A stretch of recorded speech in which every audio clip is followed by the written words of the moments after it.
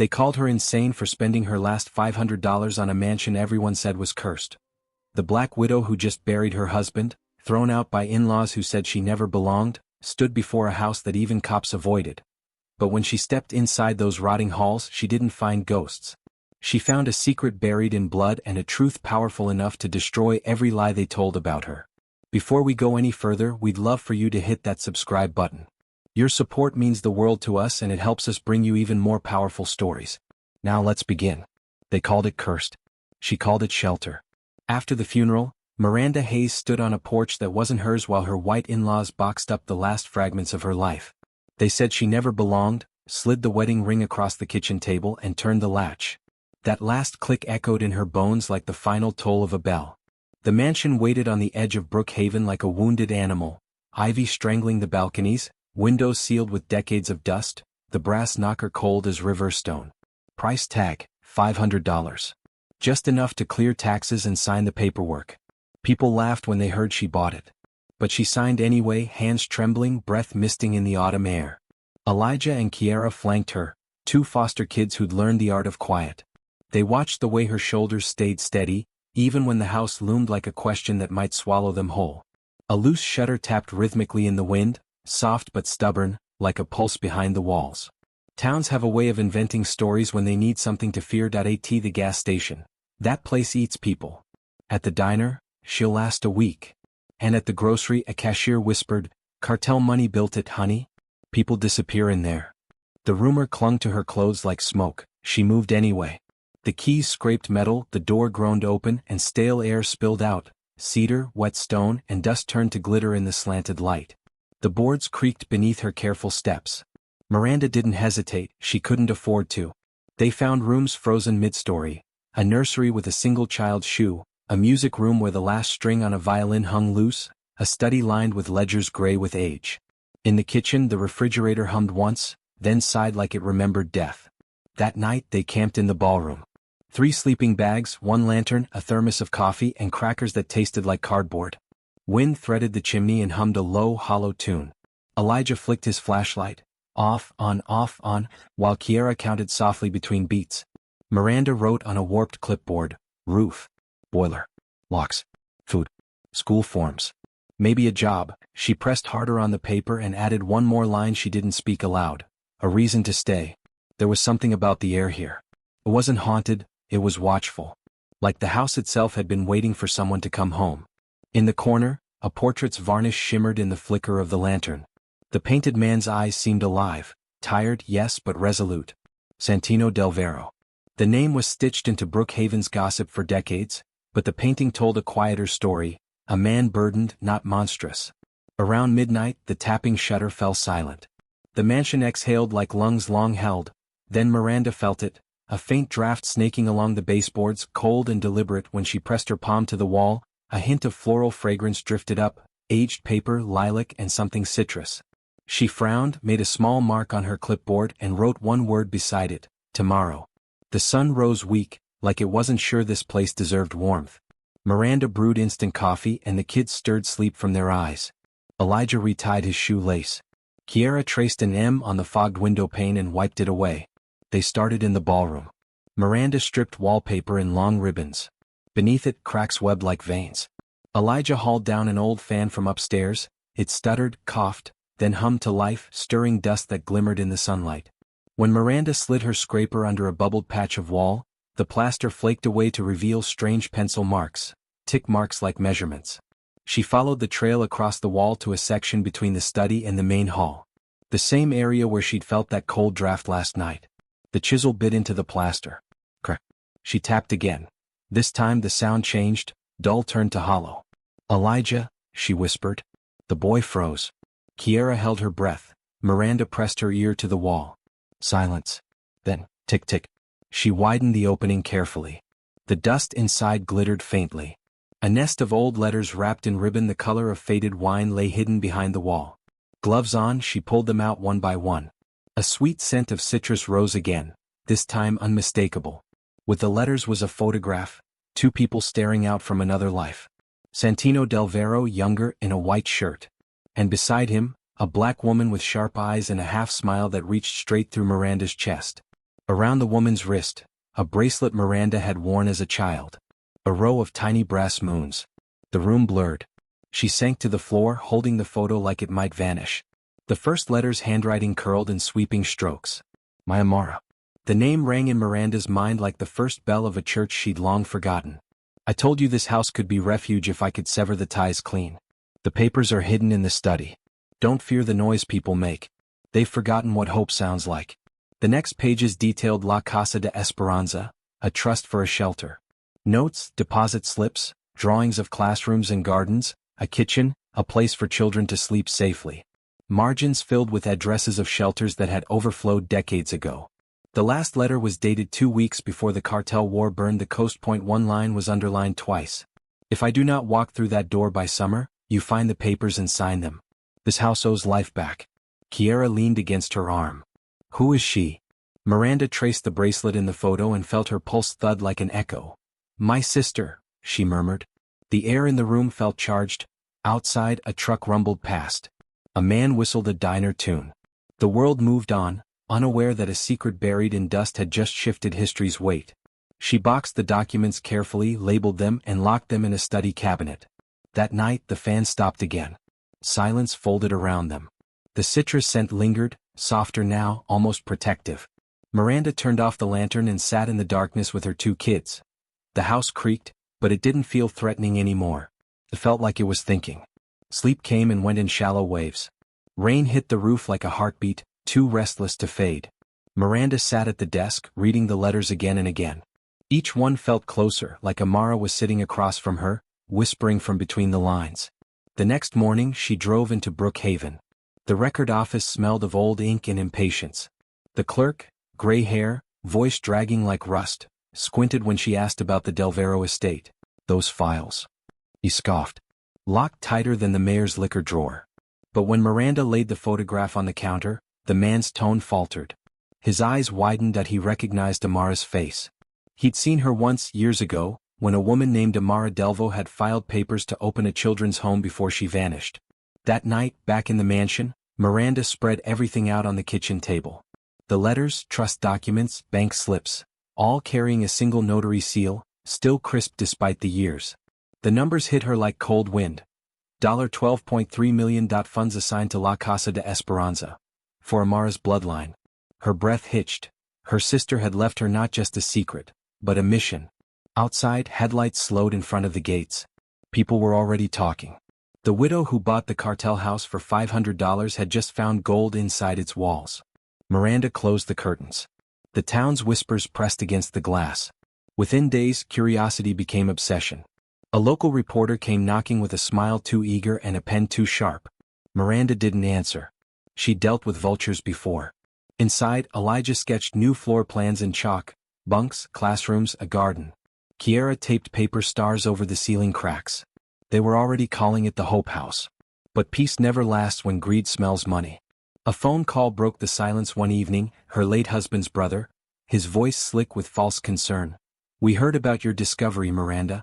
It's only fair the family is informed. The next morning a letter arrived. Lawyer's crest embossed. Tone poisonous. They claimed she was unfit to manage such funds. Demanded half of everything. The same people who'd thrown her out barefoot now wanted to share her miracle. Miranda felt her stomach knot. But she didn't cry. Not this time. She called an attorney downtown, a woman with calm eyes and steady hands. They met under flickering office lights and began unearthing every record, every signature, every timeline. What they found wasn't luck. It was rot. 2 days before her husband's accident, insurance papers had been filed, names forged, beneficiaries changed. The handwriting matched that of her brother-in-law. Miranda stared at the evidence until her eyes burned. Her husband hadn't just died, that he'd been erased. That night, thunder cracked across the hills. The mansion trembled, windows rattling like teeth. Miranda walked barefoot through the corridors, lantern swinging. She stopped beneath Amara's portrait. The candlelight shimmered across her sister's painted smile. I found you, Miranda whispered. The storm roared. But inside the air shifted, lighter, freer. As if the mansion itself was finally breathing again. She knew what tomorrow would bring, lawsuits, accusations, cameras. But she also knew one thing, she wasn't leaving this time. By dawn the rain had stopped, But the mansion felt different, awake. Miranda walked through the corridors, barefoot, coffee steaming in one hand, Amara's letters in the other. Every step echoed like a promise. She knew this house wasn't cursed. It was guarded. And she also knew the people trying to steal her peace weren't done yet. By noon, a black sedan rolled up the gravel path. Her brother-in-law, Darren Hayes, stepped out, suit pressed, smile poisonous. "Miranda," he said, voice dipped in false pity. "We're family. Let's not make this harder." She didn't open the gate. "Family buried me once. I'm not climbing back in that hole." He laughed softly, eyes darting toward the house. "You think you can handle all this? The property taxes alone will drown you." Miranda smiled thinly. "I own the ocean now." That same afternoon, news trucks parked by the fence. Reporters shouted through bullhorns, drones buzzing over the rooftops. Headlines flashed. "Widow finds millions in cartel mansion. Mystery heir to blood money fortune." Inside, Miranda unplugged the TV. Let them talk. Words were wind, she'd lived through fire. That night, she gathered Elijah and Kiara in the study. The candles flickered as thunder rolled again beyond the hills. "This isn't about money," she told them. "It's about truth. What Amara started will finish." Elijah frowned. "They'll come for it. They'll try," she said. "But we don't run anymore." She slid the blueprint across the desk, the shelter Amara had designed decades ago. She pointed to the first wing. "We start here. Tonight." Over the next week, they worked in silence and stubborn hope. Miranda scrubbed walls, fixed hinges, and rewired rooms using salvaged parts. Elijah learned to paint. Kiara planted wildflowers in broken teacups and lined them along the windowsills. Each corner they restored seemed to breathe again, as if the mansion recognized its purpose returning. Then, one night, a strange thing happened. While fixing the basement fuse, Miranda heard a low hum from behind the furnace. When she moved the old panel aside, she found a small safe embedded in the stone. She pried it open with a crowbar. Inside lay a cassette tape, a tarnished ring, and a folded paper marked, "Do not forget." She slid the tape into an old player. Static crackled, then a man's voice, hoarse, trembling. "If you're hearing this, I failed. They're coming for the house. For the trust. If Amara doesn't make it, find Miranda. She carries her blood. Protect the children. They'll rewrite the truth, don't let them." The voice broke into silence. Miranda froze. Her name. Her name, spoken decades before she'd ever set foot here. She clutched the paper next, a legal document, incomplete but clear. The trust was never sealed. The house wasn't just inheritance, it was protection. Every cent tied to a chain of names leading back to people who'd been erased by the same family that destroyed her life. Her husband's family. She looked around the room, the pipes, the cracked brick, the humming furnace. The house hadn't been haunted. It had been warning her. The next morning she called the attorney again. They began compiling evidence, photos, recordings, documents. Every lie Darren had buried now had a heartbeat. But before the papers could be filed, the power went out. The phone line died. And outside, headlights cut through the fog. 3 men stepped out, Darren's hired collectors. Miranda locked the door. Elijah grabbed a wrench. Kiara whispered a prayer. They broke through the front gate, shouting threats, flashlights slicing the dark. Miranda led the kids into the study, where Amara's letters still lay spread across the desk. She reached for the lantern, then froze. The faint citrus scent filled the air again. A warmth brushed across her shoulder, like a silent hand guiding her. "Basement," she whispered. They ran. The noise above grew louder, boots, shouts, splintering wood. Miranda pushed the kids through the narrow passage behind the furnace. The same one she'd opened the night before. As the men stormed in, lightning struck, plunging the mansion into chaos. The chandelier crashed, glass scattering like stars. And in that moment, something impossible happened. The old wiring sparked alive. Lights burst through every hallway, blinds snapping open, blinding the intruders. They screamed, blinded, panicked, as the mansion itself seemed to fight back. When the storm finally passed, police sirens echoed through the valley. The men were found unconscious near the gate, hands blackened by electric burns. The sheriff's report later called it an electrical malfunction. But Miranda knew better. The mansion had chosen its side. By dawn, smoke curled gently from the chimney again. Miranda stood by the porch, dawn light soft on her face. She was tired, bruised, but undefeated. "This place isn't haunted," she murmured. "It's alive." Behind her, Elijah hung a sign on the gate, painted in chalk blue letters. "The Hope House." And for the first time in years, Miranda smiled. Weeks passed, but the night of the storm never truly left the mansion. The broken chandelier remained on the floor, a monument to everything they survived. Miranda didn't repair it. She said some scars deserve to stay visible, they remind you what light costs. By winter the investigation caught fire. The tape she found became the key to everything. Forensic experts verified the voice. Santino Del Vero recorded weeks before the cartel war began. His warning, his will, and his confession tied every crime to the people who had hunted Amara and silenced her work. Miranda's attorney stood by her side as headlines flipped overnight. The widow was right. Hidden trust funds built for orphans. Brookhaven Mansion no longer a crime scene, it's a legacy. The same neighbors who once crossed the street to avoid her now brought flowers, bricks, even school supplies for the shelter that was finally being approved. But not everyone was ready to let go of hate. One cold evening Miranda found a note slipped under her door. You can't erase blood. No signature. No address. Just those words, written in the same ink from her husband's falsified papers. She didn't tell Elijah or Kiara. She burned the note in the fireplace and watched it curl into smoke. Because she knew what the sender didn't. When you've already lost everything, fear loses its shape. Months rolled into years. The mansion changed its skin. What was once a tomb of whispers now carried laughter. The ballroom became a cafeteria, the study turned into a library. Children who'd never owned a bed before now had one under a ceiling of painted stars. Every door that used to hide secrets now opened to hope. Elijah, tall now, voice deep, taught carpentry to new arrivals. Kiara ran the kitchen and organized donations. They both called Miranda Mom without hesitation. And Miranda, the woman they once called cursed, became a symbol of something bigger than the town's shame. On the 5th anniversary of the Hope House, the mayor came to cut the ribbon on a new wing. Reporters gathered again, but this time no one shouted accusations. They just listened. Miranda stood at the podium, the same brass moon's bracelet on her wrist, Amara's photograph beside her. Her voice was steady. This house was built on fear. On silence. On greed. But walls only hold what we let them. My sister dreamed of a place that gave back life, not took it. Today we make that dream real. Not with money but with hands, with courage, with truth. Applause thundered through the courtyard. Tears glimmered on faces that once doubted her.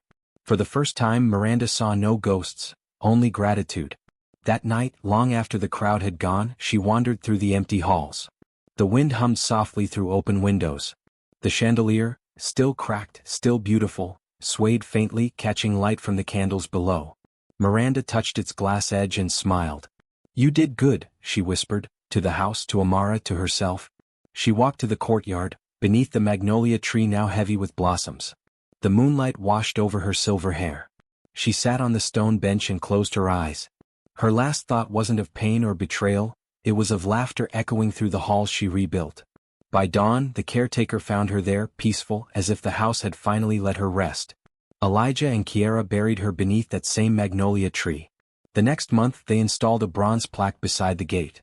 The engraving read, "Some homes are born in darkness, but are redeemed by the people brave enough to keep the light burning." Visitors still come from far towns just to see it, the Hope House of Brookhaven. They say the air feels lighter inside. Some nights, when the lamps flicker, volunteers swear they hear footsteps in the corridor and smell a faint hint of citrus in the air. Not haunting, remembrance. Because the mansion remembers the woman who refused to surrender. And in that memory she lives forever. This story moved you, share it. Let the world remember Miranda Hayes, the widow who turned a cartel's mansion into a home for the forgotten. Because sometimes the greatest power isn't revenge or fortune. It's the courage to build light where darkness once lived. Subscribe for more stories of justice, redemption, and the quiet heroes who never give up.